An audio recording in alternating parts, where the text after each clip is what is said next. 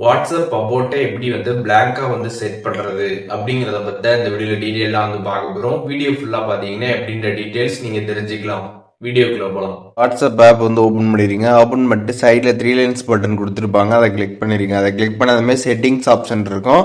Settings option click பண்ணிட்டு இதில் பார்த்தீங்கன்னா நீங்கள் என்ன அபோட் செட் பண்ணியிருக்கீங்களோ அது பார்த்தீங்கன்னா ஷோ ஆகும்.